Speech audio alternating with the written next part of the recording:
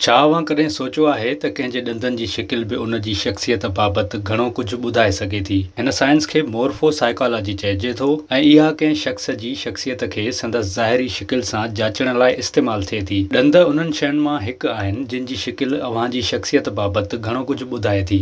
ॾंदनि जी शिकिल चौकोर, उभी, मुस्ततील या त्रिकुंडी थी सघे थी ऐं इन हवाले सां शख़्सियत जा राज़ ॼाणण जी कोशिश कई वई आहे। साइंस जो चवणु आहे त चौकुंडी वारा ॾंद सुञाणप करण में सवला हूंदा आहिनि ऐं इन्हनि जो वास्तो चौकुंड वारियुनि ख़ासियतुनि सां हूंदो आहे, जीअं तरतीब, कंट्रोल जो अहसास ऐं हाकमानी तबियत। चौकुंड वारे ॾंदनि वारा माण्हू पुरसुकून हूंदा आहिनि ऐं जज़्बात ते काबू रखंदा आहिनि। हू पंहिंजनि फ़ैसिलनि ऐं फ़ैसिले साज़ी में भला हूंदा आहिनि। इन खां सवाइ हू सुफ़ारती, पुरजोश ऐं मज़बूत कारोबारी जज़्बो रखंदा आहिनि। ओवल शिकिल या उभनि ॾंदनि वारा माण्हू फ़न सां चाह रखंदा आहिनि। हू फ़नी ॻाल्हियूं कंदा आहिनि ऐं फ़नकाराणे अंदाज़ में रहंदा आहिनि। हिननि लाइ हर शइ फ़नी हूंदी आहे ऐं पंहिंजे वारनि खे बि फ़नकाराणो रखंदा आहिनि। इन खां सवाइ हू शर्मिली ऐं हसास तबियत जा मालिक हूंदा आहिनि। मुस्ततील जहिड़नि ॾंदनि वारा माण्हू हल ॻोल्हींदा आहिनि। हू कंहिं बि शइ सां प्रैक्टिकल करे वठंदा आहिनि, खणी उहो कमु हुजे या ज़ाती ज़िंदगी। हू ॼाणींदा आहिनि त छा करणो आहे ऐं कीअं करणो आहे। इहे शयूं खेनि सुठो मंसूबे साज़ बणाइनि थियूं ऐं हू उमेद ऐं तवानाई सां भरपूर हूंदा आहिनि। हू सरगर्म, मिलनसार हूंदा आहिनि ऐं अहिड़ियूं ॻाल्हियूं कंदा आहिनि जिन सां संदनि ज़हानत ज़ाहिर थींदी आहे। इन खां सवाइ त्रिकुंडनि ॾंदनि वारनि माण्हुनि जी शख़्सियत मुतहरिक हूंदी आहे। अहिड़नि ॾंदनि वारा माण्हू बेफ़िकिर हूंदा आहिनि ऐं हू मज़ा करणु ॼाणींदा आहिनि। खेनि ख़बर हूंदी आहे त वक़्त खे कहिड़ी रीति जीअणो आहे ऐं कीअं हाल में रहणो आहे।